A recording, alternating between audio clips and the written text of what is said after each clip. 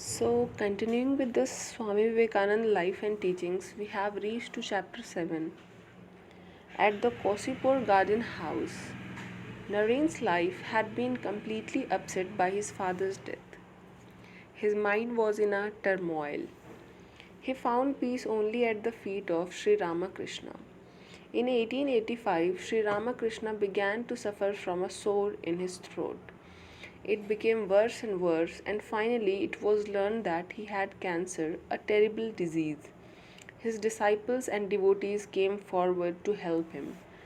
A garden house was rented for him at Kosipur. He moved there, and many of his young disciples began to stay there and nurse him. Naren was one of those who spent most of their time at Kosipur. He sometimes had to go to Calcutta on family business, but he spent the rest of his time with Sri Ramakrishna. Naren and the other disciples devoted themselves to the service of their master.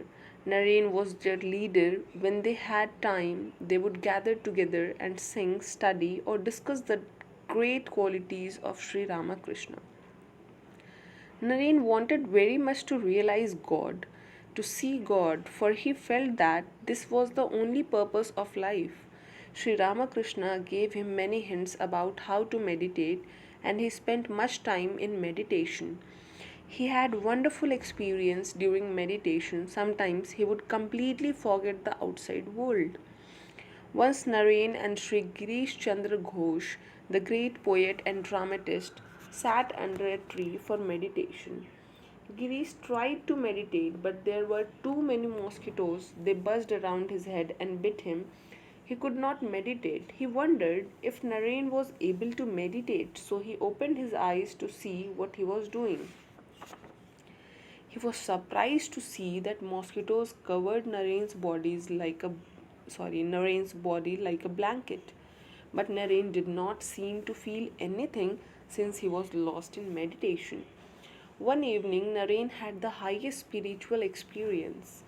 While meditating, he forgot the outside world and even his own body.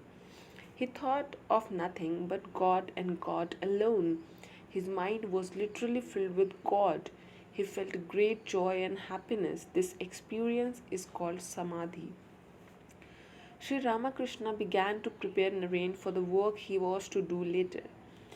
He asked Naren to look after the other young devotees and to see that they continued to practice meditation.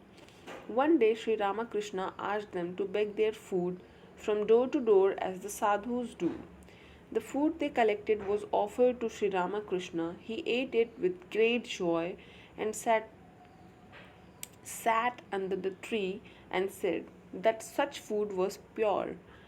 He also gave ochre robes to the boys and in this way initiated them as monks. The end came all too soon. On August 16, 1886, Sri Ramakrishna passed away, leaving his disciples full of sorrow. Some stayed at the Kosipur garden house for a time, others returned home and began to study. Naren, however, started to organize them into a monastic brotherhood. So, this is it. We'll be continuing with chapter 8 in the next video. Thank you.